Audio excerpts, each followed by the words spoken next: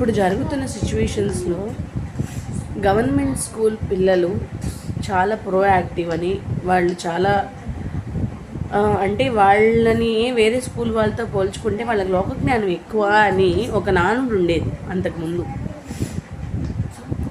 కానీ అది ఇప్పుడు చూస్తే ఎవ్వరు కూడా అట్లాంటి మాటలు అన్నీ అనరు. మేము కూడా గవర్నమెంట్ స్కూల్స్లోనే చదువుకొని ఉన్నత విద్యను అభ్యసించి బయటకు వచ్చిన వాళ్ళమే. కానీ ఒకప్పుడు మేము చదువుకున్న స్కూల్ వేరు, ఇప్పుడు వేరు. అంటే తరం మారుతోంది. తరం మారే కొద్దీ చదువుకునే విషయంలో ఇంకా కొత్తగా అభ్యసించే విషయంలో మార్పులు రావాలి, కానీ చంకనాకిపోయే విషయంలో చాలా మార్పులు వచ్చేసినాయి.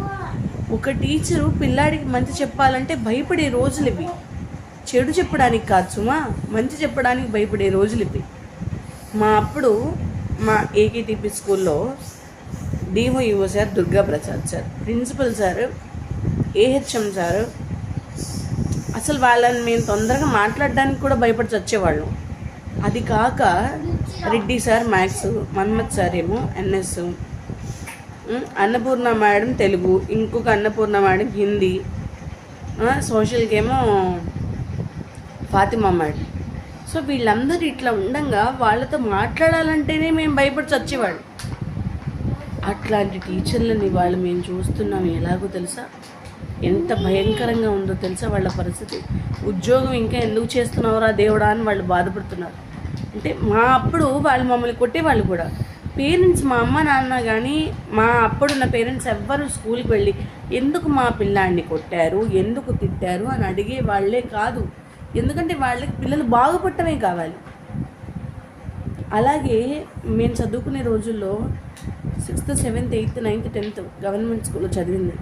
8th వరకు కూడా మాకు తెలీదు. మిడ్ డే మీల్స్ తినేవాళ్ళం, కడుపు నొప్పి వచ్చేది, చాలా బాధపడేవాళ్ళం. తర్వాత 9th, 10th దగ్గర నుంచి కంప్లైంట్స్ ఇవ్వడం మొదలుపెట్టాం. అప్పుడు మార్చుకున్నాం మేము. ఇప్పటి వరకు భయపడిన వాళ్ళం, తర్వాత ఎదురు తిరగటం మొదలుపెట్టాం. యాక్చువల్గా అదే మా హక్కు కాదు. ఇప్పుడు ఎవరో ఒక ఆయన చెప్పారు, ఆయన ఫుడ్ ఇన్స్పెక్టర్ అనుకుంటా, పద్దాకా అన్ని స్కూల్స్కి వెళ్ళి చేస్తూ ఉంటారు, చెకింగ్ చేస్తూ ఉంటారు. ఓకే, అది మీరు మా అప్పుడు ఎందుకు చేయలేదు సార్? ఇది ఎన్నేళ్ళ క్రితం, ఒక 10 ఏళ్ల క్రితం వేసుకుందాం. ఇప్పుడు మీరు వర్క్ చేస్తున్నారు, చాలా బాగా చేస్తున్నారు. కానీ మా అప్పుడు చదువుకున్నప్పుడు ఉన్న చదువుకి విలువ, సంస్కారం ఇప్పుడు ఏ గవర్నమెంట్ స్కూల్లో ఉంది చెప్పండి?